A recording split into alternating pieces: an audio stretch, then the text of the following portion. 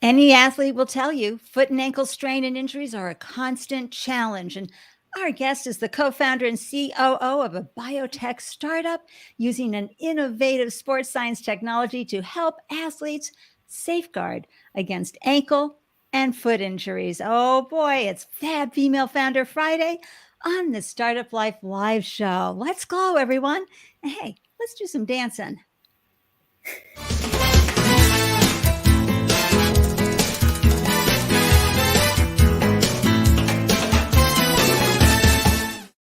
Hello and welcome everyone to the Startup Life Live show. I'm your host, Ande Lyons, 4 times founder and startup champion to founders around the world. And after raising 4 businesses of my own, I know what you are crawling through every single day, how you navigate those moments of deep uncertainty and those moments of deep exhilaration. Woohoo! As I would like to say, 1 minute you're popping the champagne and the next minute you're boohooing into it. It's really a tough journey. And that's why I'm so grateful that you carved out time to tune in and up your founder game while cheering on another founder and getting the gems you need to succeed for your founder journey and for your startup. And I got to tell you, the thing to remember as you are walking through your founder journey is that as you do better as a founder, your business will do better. I promise you on that. And so a yoo-hoo, woohoo to all the live viewers tuning in. Thanks for joining us today live. And a woohoo to you, replay viewers and my wonderful podcast listeners. I deeply appreciate you, and I'm so grateful for your presence with the show. If you're tuning in via YouTube, please go ahead, if you haven't done so already, and click that subscribe button and the bell icon. And hey, if you want to receive an alert whenever I post a new show, because let me tell you, there's always a founder you're going to learn from, or an investor, or an expert on this show. So please come on over and join the Startup Life Live meetup group. That way you'll get an alert and find out who you're going to learn from next on the Startup Live Live show. And of course, you can watch the show from any podcast platform, listen to the show from any podcast platform that you want. I'm on iTunes, Spotify, iHeartRadio, etc. So if you don't want to watch, tune in and listen to grab your gems while you're waiting in the carpool line, doing laundry, or getting that power walk in. All right, so let me tell you about our guest today, our Fab Female Founder. It's the one and only Nicole Homer, and she's the co-founder and COO of Biotech startup HX Innovations, which she launched with her husband, Vaughn. They built an innovative sports science technology to help athletes safeguard against ankle and foot injuries. I'm just really capturing the quick soundbite for that. It's biotech, so there's a lot more deeper details that we're going to learn from Nicole.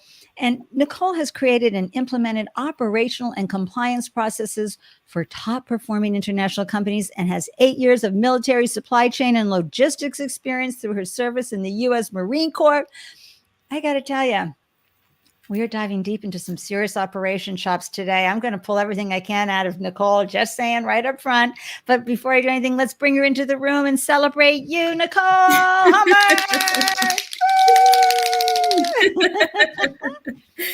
Thank you, Ande. I'm so happy to see you and have you on this show. Where are you hailing from today? I'm actually in Newark, Delaware. So I'm just below you. That's right. We're actually starting to see some sun up here in Boston, which is always so much fun. Yes. And grateful that you are here to join us and share your wisdom. And before I dive in and start grabbing all those gems from your beautiful brain, talk to me about your service years with the U.S. Marine Corps. Thank you for your service. And tell me, I'm not going to say former because I'm the daughter of a Marine. So I know once a Marine, always a Marine. Always a Marine, hurrah. So I actually joined the Marine Corps in 2000. So this is right before, the 9/11. And it was really an honor. When I thought of joining, and serving my country, everyone said, oh, you'd be great in the Air Force. I said, oh, no, I joined the Marines. And they're like, oh, Okay. Tell us So more. yeah, so I joined the Marine Corps, did supply chains and logistics for them for about 8 years. I was deployed overseas for Operation Iraqi Freedom, and with that, I really had the great honor of really serving in a very hostile environment. But I was able to. I mean, the goal is to get the job done, right? And so I found that I had to be really innovative and connect with other battalions and other units so that I could make sure that our Marines had the equipment and supplies that they needed to fulfill our mission. And we actually laid the largest bulk fuel line in history. It was over 300 miles. So, Well, first of all, you were there to get the job done. Mhm. So right there, you are creating the groundwork, the foundation one needs to be a successful founder, because it is figuring out those big, hairy problems and getting them worked out. And also because of what's going on today with our friends in Ukraine and everything that's going on with that, we've become armchair supply chain Yes. experts, listening to everybody talking about how important supply chain is. Yes. So we all have a deeper appreciation of what you had to figure out along the way to make things work. And so thank you so much for serving our country in the honorable U.S. Marine Corps and taking care of us in that very important, and as well as the troops in that very important way. Yes. It's my pleasure. So yay. So let's talk a little bit about how you transition, because from working not only in a very structured environment like the US military, but then into corporate and compliance. And that also is very, very structured. Yes. And I know you were building on getting those chops. And then, of course, you got your MBA. And we were laughing about this, folks, the other day. We were just talking about operations. In the first semester of most MBA programs, you're learning economics and operations. And I was a mess on the operations front, but I'm sure you were soaring, Nicole. But how did you transition into entrepreneurship? Because this is, an interesting journey and not for everyone. So chat with us a little bit about how you made that decision and why you were called. Sure. Well, I really have to credit my co-founder, who's also my husband, with my pull into entrepreneurship. It was not necessarily planned, right? I didn't grow up as a child thinking, I'm going to have my own company or business one day. But my husband created this fantastic neuromuscular prediction model to help prevent injuries, right? Fall prevention, gait analysis, and overall foot and ankle health. As I was finishing up my MBA, I'm listening to him, thinking about it, and we gathered around with a group of our friends, and we're just, thinking, oh, how could we commercialize this? And I said, you know what? I just took a marketing class. Maybe I can add value here, right? Like maybe I can add some insights on laying down some good foundational strategies that we may be able to use right along the way to really scale and come up with a plan. And so that's really how it started. I just, I decided to use the tools that I had.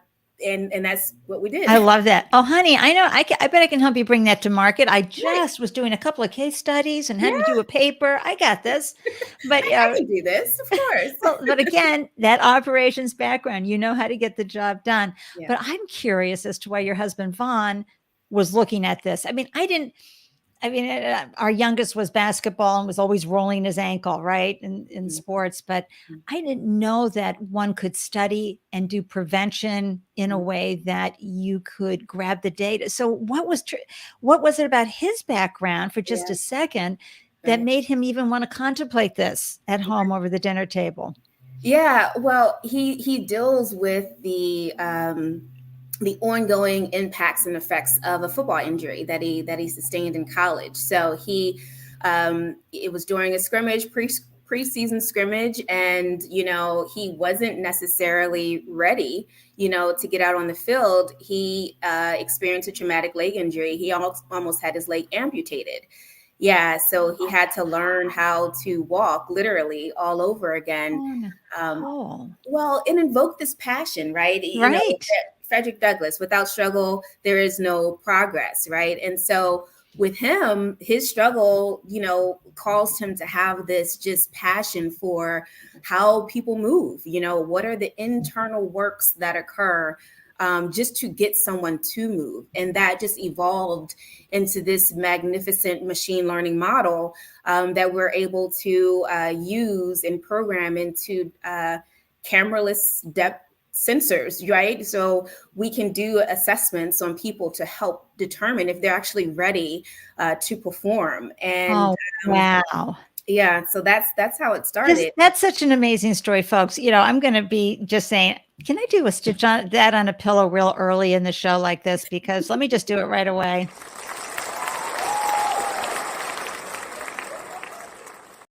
Because I think that would look great in a pillow. Without struggle, there is no progress. It is so true, Nicole. And I love that your husband took such a scary injury and said, okay, how can I help others prevent this from happening? Because I was not ready to perform at that level. Right. And this is how this injury happened. And I almost lost my leg. I mean, this is the lived experience that we founders get called and to solve a problem. How many years was he pulling on that thread?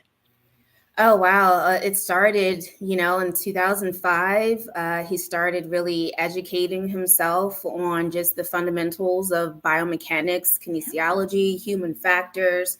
And then, eventually fell into getting a PhD in computational neuroscience. And it was really fantastic for me because when I was in the Marine Corps during boot camp, I actually also sustained a foot injury, right? And so with that overuse, just the repetitive movements, the pull on your body to take your body to the next physical level, we find that we are, we could be at risk for an overuse injury, for a foot and ankle injury specifically.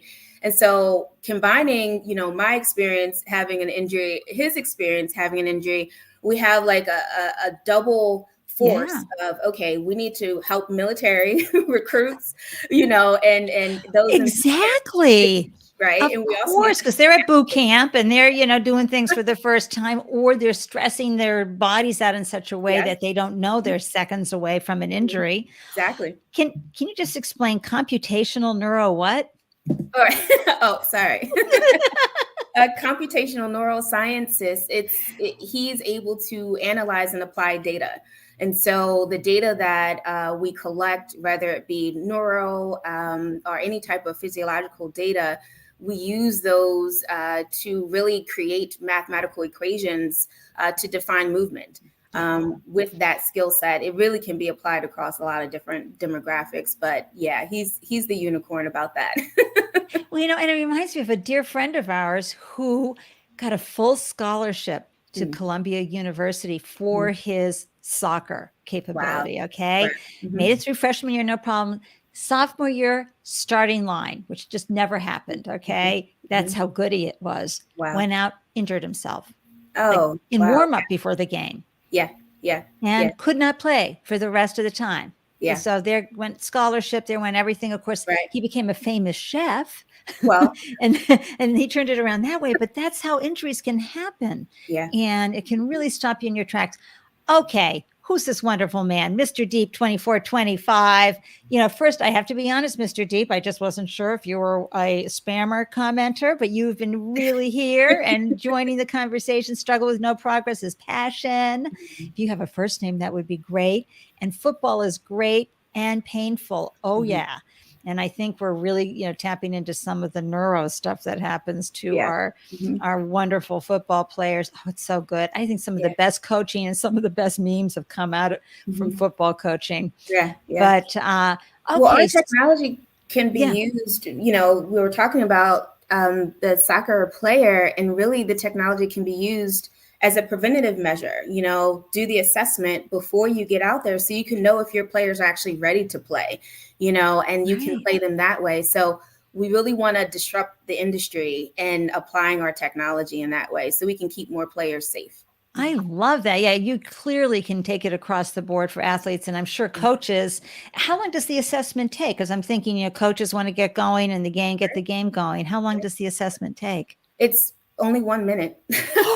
Oh my Yeah. gosh. So everybody just has to pass through. Nope. You need, and then, Mhm, oh mhm. my gosh, we're going to get into all the details, folks. I'm Yes. getting ahead of myself because, okay, because I like to go on the journey, everyone. I like to go on the Mhm. journey of, okay, Vaughn is like, I'm seeing this thing, coming together in his head. And then there's Nicole going, I hear you, I feel you. And I'm now a marketing genius because I learned a few things in grad school. Seriously, Right. I'm telling you, folks, MBA program, you have to do market research. You have to do these marketing projects that are very deep and very hard. So, of Yes. course, you were aware and ready to glow. But then you had to come up with, okay, how are we going to bring it to market? How Yeah. did you come up with the name? HX HX and Innovations. yeah. H is actually for Homer. The exponent X is all the different ways we can use the Get it to the neuromuscular output. clappers. No, I love that, something fierce. I do. HX. Oh, come on. That's Mhm. great. Yeah, H to the exponent X innovation. So, how many different ways can we use the technology in an innovative ways across different industries? Mhm. Wow. I love that. And so now let's walk through the journey of proving the value prop because again, Mhm. folks, this is an idea Right. and that had to be taken from idea into what can we execute on? How can we Right. bring this to reality? So, how Mhm. did you come up with your minimum viable product? Like where Yeah. did you guys even begin? And did you have a background in the biotech arena to do this? Yeah. The first thing we did was just pilot studies, right? Surveys, pilot studies, getting as much information as possible. And so we did 9 pilot studies with the Miami Heat, the New England Patriots, St. Vincent, St. Mary, that's LeBron James's high school, just asking questions, what do you need? What would make your job easier? Would this technology add value? What's your pain points?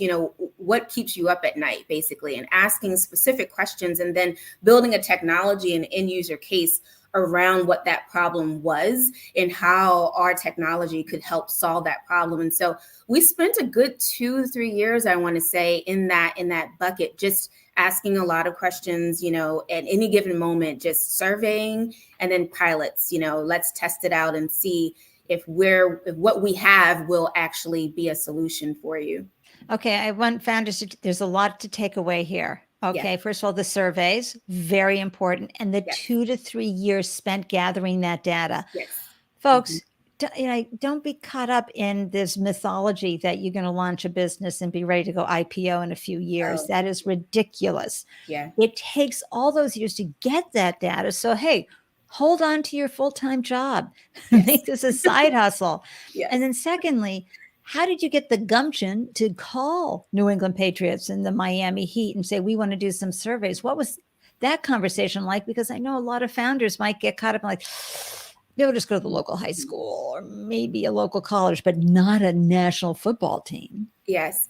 Well, I really have to give just a complete, just really honor to our network, right? So, Vaughn, co-founder, he was the assistant biomechanist for the Miami Heat. And so in working with him and our other, we have another ally, Dr. Anwar, Zishan Anwar. He is a podiatrist for the Miami Heat. And so working with them, they said, you know what, this technology is great. Let's test it on our players. And so with that connection, we're able to get into that. And that wouldn't have happened if we weren't connected into our network. I think the network and being established in the ecosystem help us build those relationships. We have another ally, Dr. Michael Norris, who played football for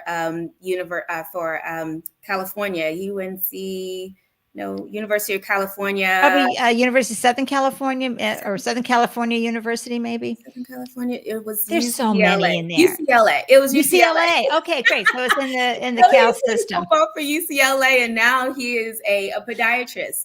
And he had connections with the Miami Heat. He saw our technology and said, "Oh, I want to introduce you to my good friends there." And we did the pilot study there. So really being established and being connected was just it's everything. Yeah. Your network really is, and being established in your ecosystem. That's right. how we got connected. And this is why we talk about this a lot on the Startup Life Live show, Nicole. We talk about social capital being more important actually than financial capital because it's those introductions. So folks, if you don't have the social capital, reach out to people you see on a show like this, to me, to Nicole, to others, and say, hey, I need to get some deeper information. Can you help me out? Yes. Because that's what we're here for. We're here to lift everybody up, open doors, add wind to your sails, and especially help you connect with others and build your social capital, because many of us are just not born or educated into that level. Yes. So don't ever be afraid to reach out,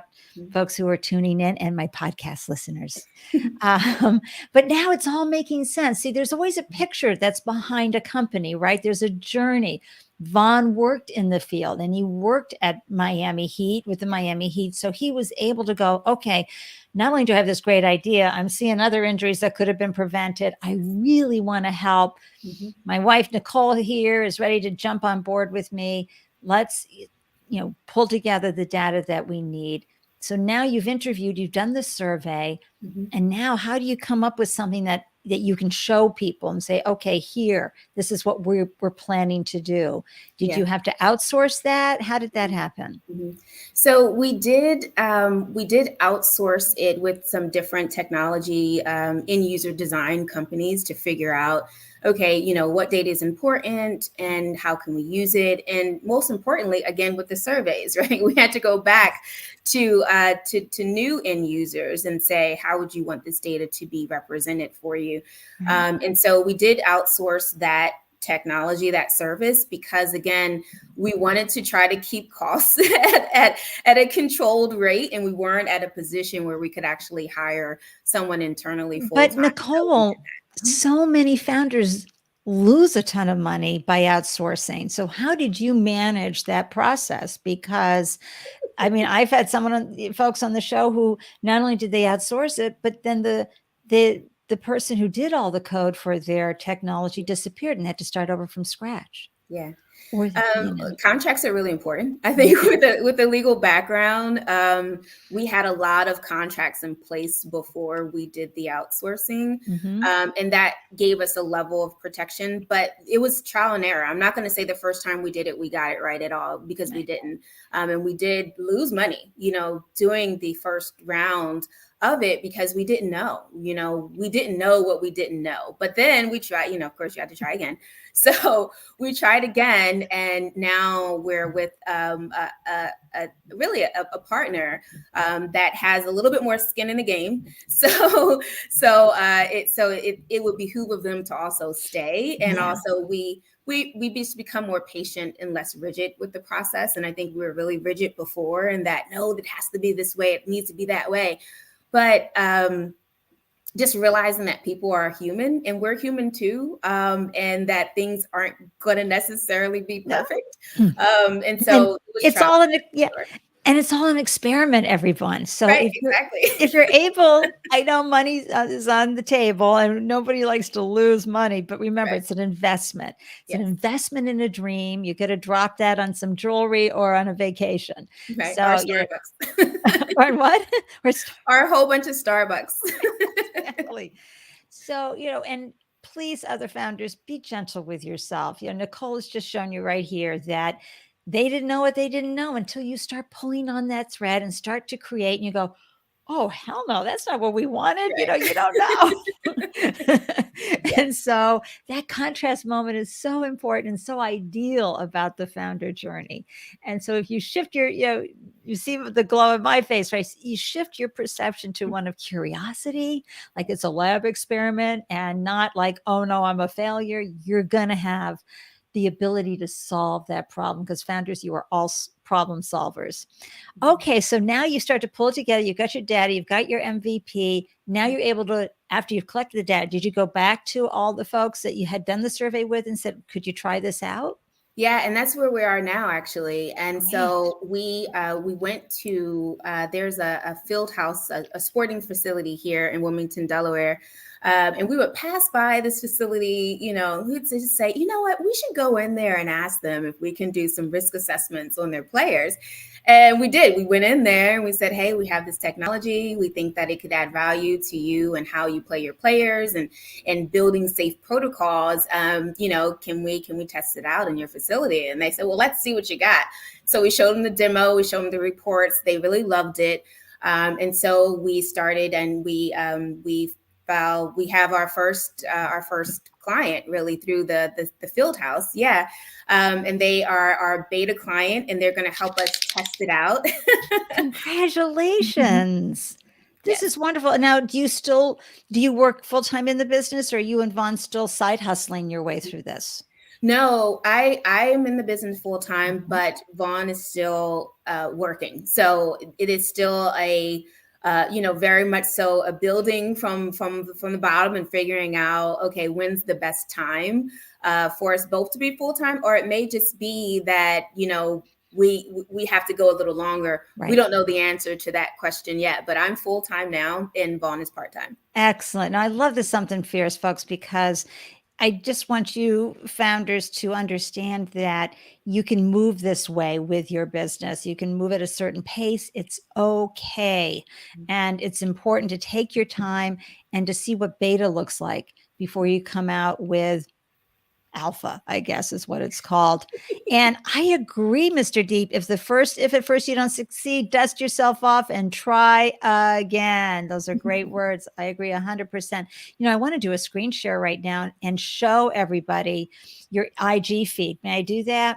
Sure. Oh, good. Because I think that that does a wonderful job, showing, right? Can everybody see that? Yes. So, and there you are testing. And now, and there's this wonderful bit here with you testing. How great is that, everyone? And then at the Chase Field House, we want to feel like we're part of your journey. And here you were announcing everybody to come by and get analyzed. So, that's really, really important. I'll stop the share. Hold on. There we go. But I wanted to bring that up so folks could see, this is exciting. You are what we call building in public, basically, when you share that information, and it's so important. So now, you're pulling all of this together. What other companies are in your field, and where are you going to go and differentiate yourself, or as we call, what's your moat, when you're raising capital to keep the competitors sort of out of your field and all? And what is the product market fit and the customer segment looking like for you? Yeah. It's so, foundation for us was really everything. And we really took the time to figure that out before we started talking about it.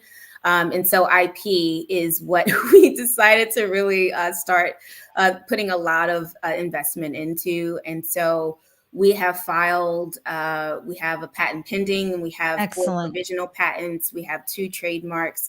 We have another provisional patent that we'll be filing. And so we have, that is really how we started to make our mark in the market. Yes. And folks, that's an important asset that you want on your balance sheet, that you have that intellectual property secured, because that is a moat. And it's also adds a lot of value to your startup as well. But it's not cheap, is it? No, not at all. And we negotiated, though, a lot of the prices. Everything is negotiable, right? And so we just, we told them what our vision was. We told them where we were, what we could do, and what we was this your IP attorney, or?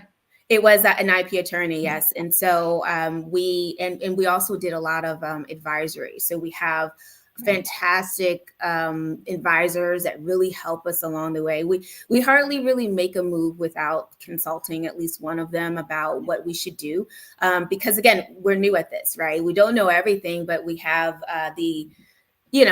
we know where we want to go. We just know other people have been there, and we need to find out who they are so they can come on our team. See, this is brilliant. And I'm just going to step back, and folks, and just have what I call an Ande.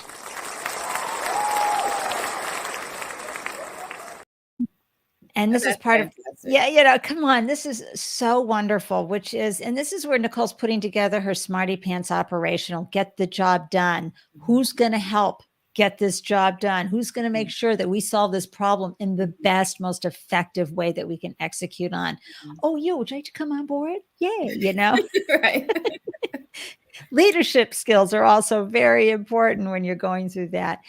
I also so thank you for that wonderful image and story, founder story. But I also want to share with folks listening and watching that you can work with a law firm, okay? Especially a lot of the big law firms have a line of credit for their startups. So go talk to folks, see what they can do to help you get started, because they're betting on you succeeding, and they'll get you down the road when your cash flow is better. But they can can help out, right, Nicole? Yes, absolutely. Absolutely. Because patents usually run about $8,000 to $12,000. So it's a huge investment. Yes. And not everybody has that on their credit card. That's true. Or in their bank account. Or in their bank account. Yeah. Exactly. So thank you for sharing that part of the business model. And then you're focusing on specific sports. I know we've been talking a lot about football here, but you mentioned that maybe soccer would be a good fit, but are you going to stay in a niche sports area first? Well, we really want to start with the higher impact, right? Okay. Basketball, 45% of basketball injuries are foot and ankle related. And so we're tapping into basketball. Soccer is not far behind. Their rate of injury for foot and ankle injuries is about 39 to 41% of soccer players. Injuries are foot and ankle related. And then we also have volleyball. Volleyball, I know they are top 4 volleyball injuries, foot and ankle injuries. They're at about 31%. And so that's really going to be our focus, is to get where the highest impact is. And of course, offer the assessments to other teams as well. Right. And so now along the way, you have to find some capital or funds to get you off the ground. Of course, working for a while helps, but how else are you funding? Are you bootstrapping? Are there some angels with some skin in the game? Is there a future, what I call the Reg C equity crowdfunding opportunity? What are you looking at? So as it stands, we have been applying for some high profile grants, and we were awarded the grants. So we had National Science Foundation, the SBIR grant. We were awarded that. That gave us the funding to do. Come on, guys. Non-dilutive capital. Yes. We also received the Delaware Technical Innovation Program grant. That was a really great high profile grant that we received. We received an award for Delaware Innovation, an award. And so we really make it a point to try to apply for those type of non-dilutive funding. In addition to that, we did a lot of bootstrapping. So we did some consulting work before we launched HX, and that really helped also fund a lot of the beginning stages. And now we are opening up our seed round, actually, so that we can do the beta launch of our software as a service, and then we can scale it from there. So the crowdfunding sounds very appealing. We've been talking to some people about that as well. I know our community is really important to us in really developing jobs in our community, and HX Innovations will be able to provide really high profile jobs, biomechanist, electrical engineering, mechanical engineering, neuromuscular work, neurology, and all those things. And so those are really great incentives, for us and for investors, but also for our community, right? So the crowdfunding is Let me tell you, it's so wonderful for those of us who can't, put 10K into a fund or 25K, but we could come in with 500 or 1,000 and get that, what I call the Warren Buffett moment. I'm an owner. Yes. But also they want to add wind to your sails. So sometimes it's $100 or $250. You've done the hard work. You're going to have to do it anyway for a seed round with investors. You're going to have to get everything in compliance and all your documentation buttoned up. And you have to do that for the crowd equity crowd Reg C, everybody. So that's, Republic is really good for that. There's a bunch of others out there.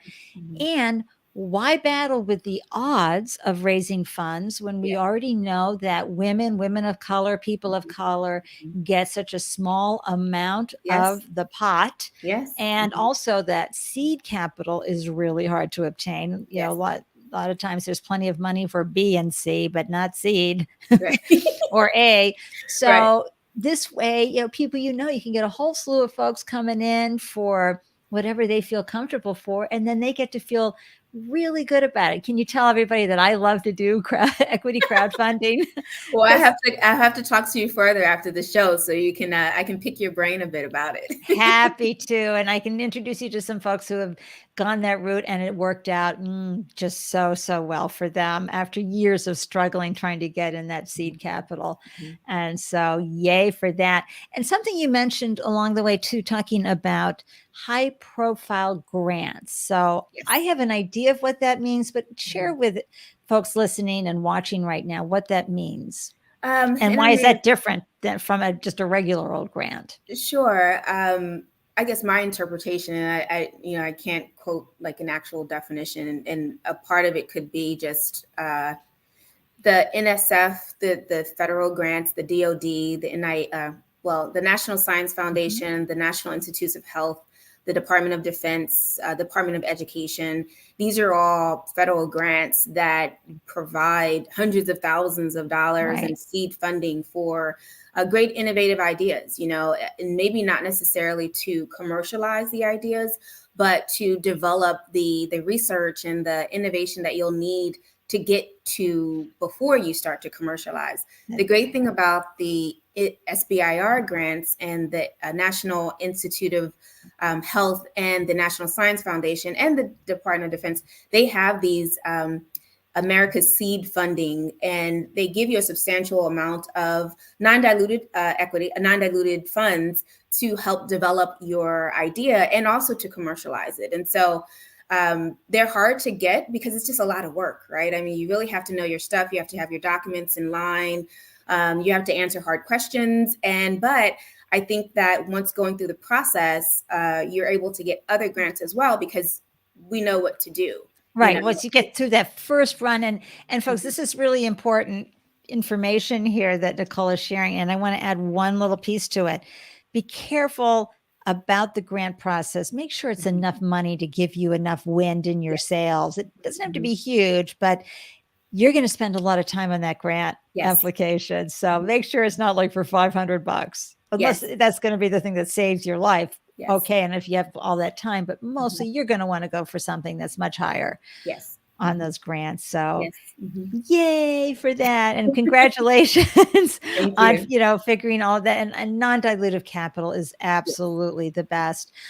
So you're the operations goddess. I mean, I've heard it in a lot of what you said going along. I can see how your beautiful brain works because you are putting together the parts and the pieces of the puzzle to make sure that you got the surveys done, that you were getting the grants done, you were doing all these milestone moments that are going to get you to the outcome you're looking at, or as you said at the beginning of the show, get the job done. Right. So talk a little bit about looking at your business as the COO, even though you're adding value as a marketing and biz dev person, how you're structuring things, because systems and procedures are so important. And if you could talk a little bit about that, I'd be so grateful. Sure. So policies,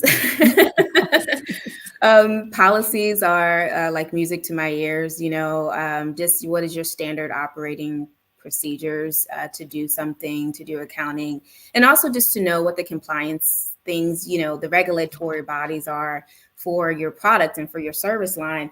Once started really digging in deep about what are those regulatory bodies and making sure that we had the systems in place that are needed for us to continue to be in compliance. You know, accounting has a compliance procedure, so we need to make sure we have a policy about it. And we also have HR, you know, has compliance and, you know, regulations, so we need to make sure that we have a policy on that. The idea is, well, for me, I'm not always going to be in this role, and I at least want to have some type of map for when we do scale, to have a roadmap on how we like to do things internally. And so thinking about that, I stress accounting and HR only because, taking care of people and taking care of finances and the bottom line are the most important things to me, into business in general. And so that's where we started. And then we also have other policies. We have a lot of policies. It's not like a huge, 5-pager, but it's like, vacation, holiday, timekeeping, reimbursement. We have a reimbursement policy. So, but Nicole, no wonder policies are music to your ears. Founders, I know you got a lot on the plate. You're new to all of this, many of you, but you've worked at some places, so you know what policies don't work and what do work. Here's the beauty of Nicole nailing this down now, because everything is implemented. It's ready to glow as you onboard more talent, more team members. You've got all that worked out. So they slip into the slipstream. Maybe you have to tweak things along the way, but those standard operations and procedures and really knowing, and then of course, tweaking them as the company builds and more things have to go is so important.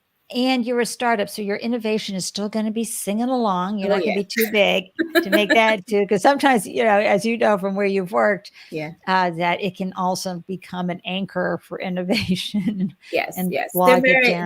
They're very standard, and things that we can grow on, but at least it gives a foundation. And doing the grants really is why we had to start implementing policies, because they want to know what the protocols are for all those things. And so writing the grant was a good precursor to establishing the policies behind them. That's right. And one of our dear fans and friends of the Startup Life Live show, Mia Voss, is tuning in from the job site. This woman is a building inspector, commercial building, and she's helping this big hotel in Denver get done and open on time. And she's down there with her hard hat, making things happen.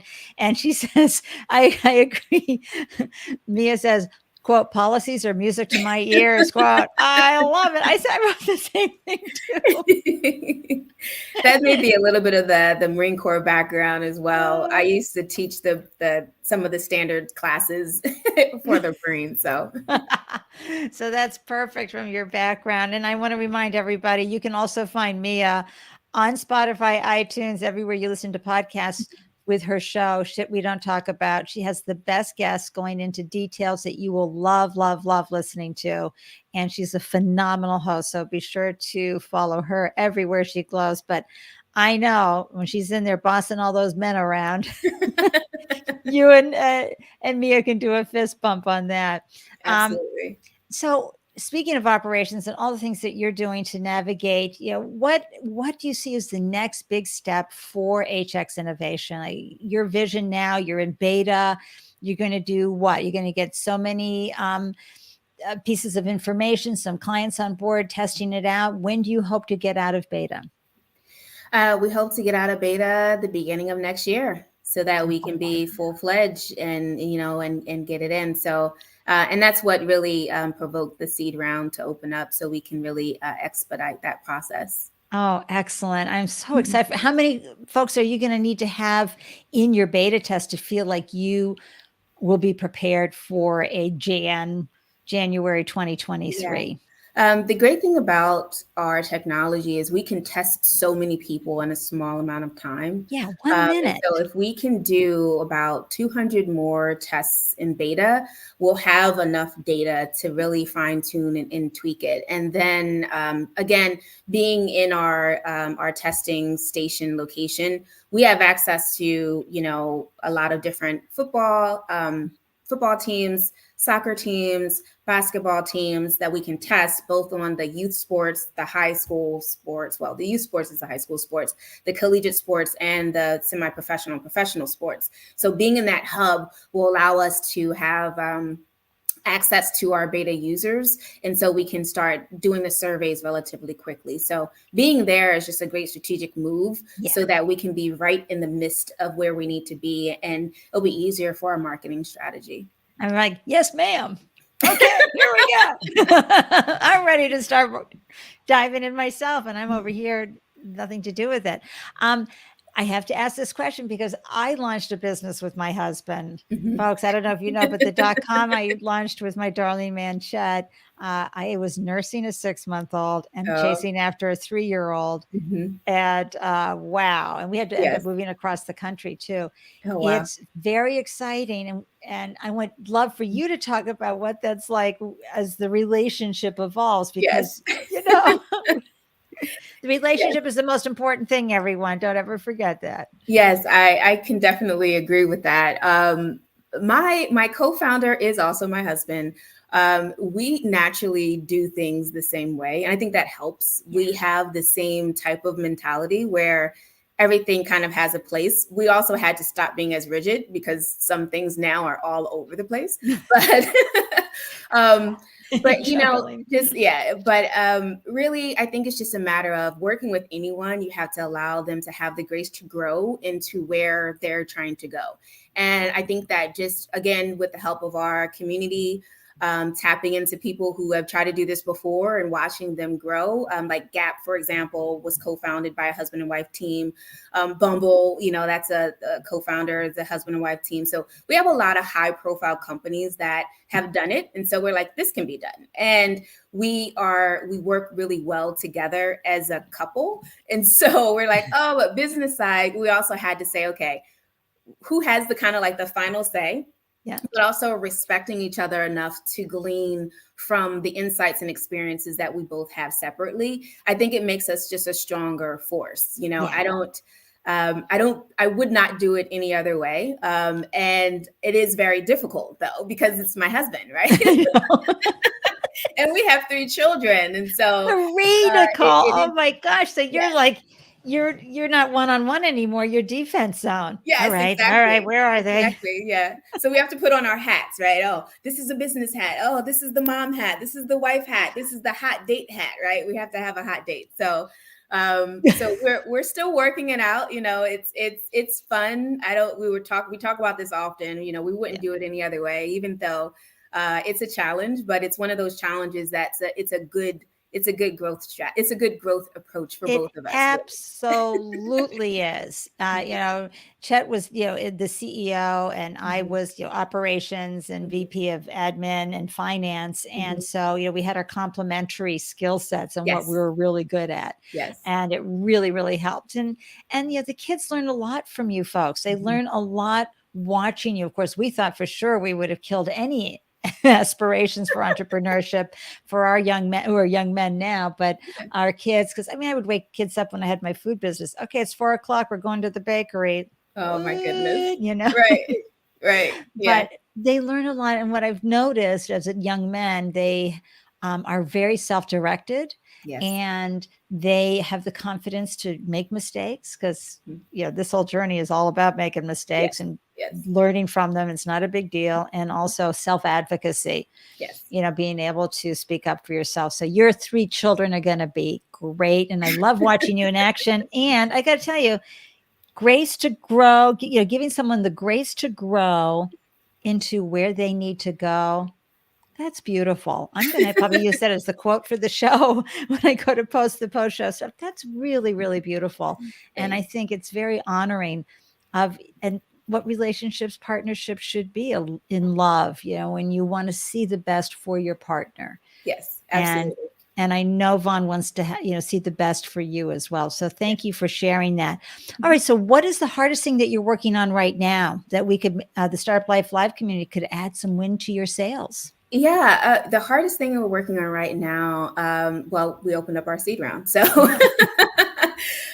connecting and telling our story and, really just being planted in the ecosystems that we have, just in the startup community, in the entrepreneurship community, in the just sustainability for job sustainability. We have so many different visions, just being connected to people who can help us take it to the next level, so that we can start the commercialization process. That's great. And be sure to get press.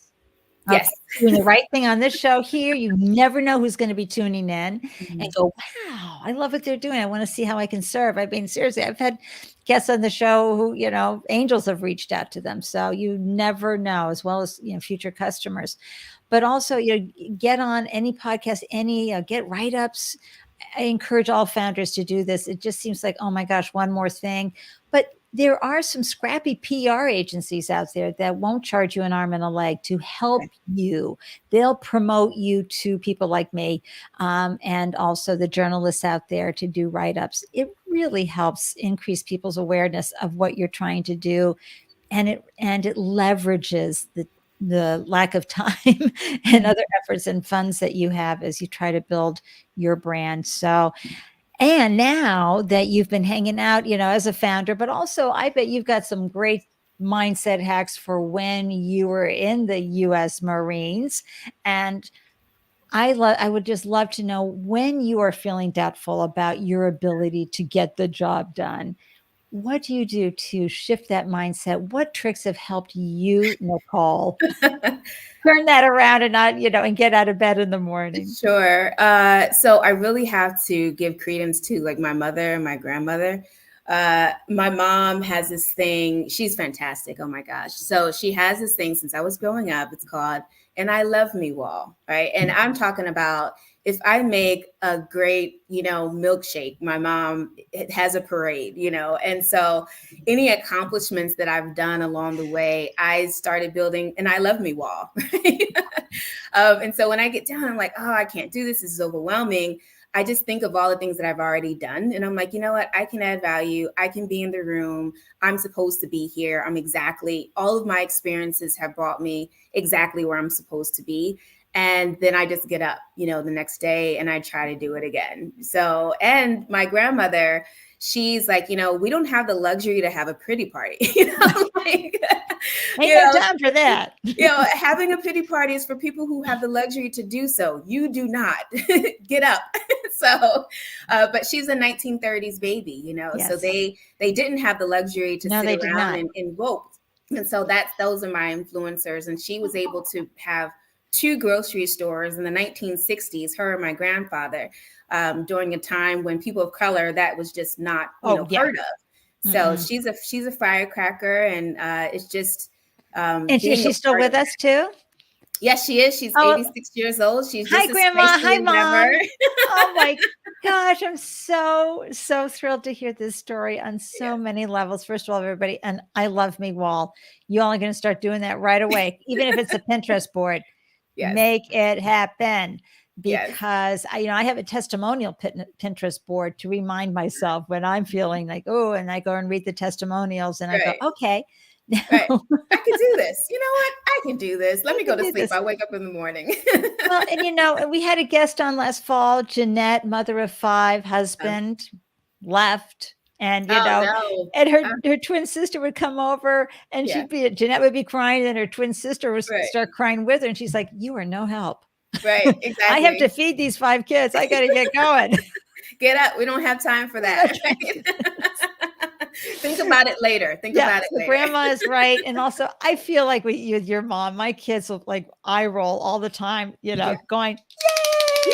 It helps. Never stop it. It helps. And I rolled my eyes too when I was young, like, Mom, everything isn't a party. But now, just the spirit of, look, you can do this, it transcends. So it's worth it. Oh my gosh. This is so great. Mr. Deep, you're absolutely right. Thank you. Go team. Absolutely. And paradigm shift 100%. Yeah. It's shifting your focus out of, oh my gosh, everything's going to hell in a handbasket, to, okay, well, there's a problem to every solution. I just may need to reiterate, pivot, do something differently here to make it work out. So love that advice. And now you've been at this entrepreneurship journey for quite a few years as you've developed the product and done all your surveys and research. How has this journey helped you both professionally and personally, Nicole? Oh, wow. That's a fantastic question. I think personally, it's helped me grow up a little bit more. I know that's insane to say, but we can always grow, right, and improve as people. And I think that this journey has allowed me to see what I'm capable of, and also question, wow, what else am I capable of, right? And so I think personally, it's really helped with just me being curious of what else I can do. Professionally, I just think overall, being an entrepreneur, it takes you to so many different places, right? I mean, emotionally, physically, that you, in going through that process, you become a better analytical thinker, and a better strategic problem solver. And I think that adds value no matter whether, entrepreneurship works for you or not. Right. That can just transcend, any position that you have. And I think that is something that one of the many things that I've taken from you. It's so good. Sorry, everybody. Listeners, I'm fanning myself right now because in my eyes, I might need a tissue. That's so important. I just did a short video, whatever you call them, a little reel, talking about how you always win when you launch a business, no matter what happens. And you just spoke so beautifully to that thought. So founders, if you're sitting on the fence, just do it. You will win. Nicole said so. And we listened to Nicole. Nicole, you're so kind. Thank you so very much for joining me for this delicious conversation. I knew when I met you, I met her online, folks. Yes, find everybody. The fourth floor. We have to give. We have to give the fourth floor folks a shout out. But I said, yes. Who is this woman? I must have her on the show. She's amazing. And you were kind enough to come on. And I knew we would get some phenomenal gems from your fab female founder journey. So thank you so much. And please give Vaughn a big hug from me as well, because I'm so proud of both of you as a couple, as parents, and as entrepreneurs. You're just nailing it on every level while you bring and solve a really important problem that's going to add value everywhere you go. So thank you. Thank you, Ande. It's been such a pleasure, such a burst of energy. It's so refreshing to be here. I'm honored that you thought that I should be here. So yay. Well, we all having me. Oh, my pleasure. We all benefited from your conversation and our time together. So thank you. I'm going to pop you in the green room, but don't go anywhere. Okay. And as I wrap up the show and pull myself up into solo view. Okay. Didn't you something that Nicole said right when she was wrapping things up is, what else am I capable of? Oh my God, that's such a stitch that on a pillow moment. Imagine having there reminding you, well, what else am I capable of? Because this journey taps into parts of ourselves that we would never have uncovered or discovered if we weren't put into these moments of entrepreneurship. All right. So let me just share with you who's coming on the show next, because boy, it's going to be a delicious and fashionable conversation with this phenomenal female founder. Tuesday, April 12th at 12 p.m. ET. We're chatting with serial entrepreneur Janice Osgood.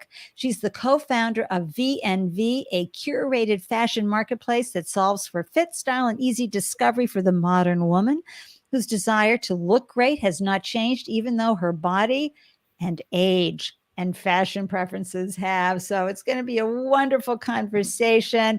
And I'm just so curious as to how someone just goes ahead and starts a fashion marketplace, right? I think that's amazing. And I follow them on Instagram, and I hope you do too, because the styles are outstanding. And the female representation of women over 45 is delicious. So how do you know whenever I post a new show? You hop on to and join our meetup group, the Startup Life Live meetup group, where you'll get an alert whenever I post a new show with all the links to join on LinkedIn or YouTube or Facebook.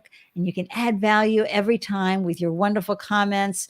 And I thank all the live viewers for joining us today. And I'm thanking you folks who are viewing via replay and our wonderful podcast listeners. I treasure you something fierce.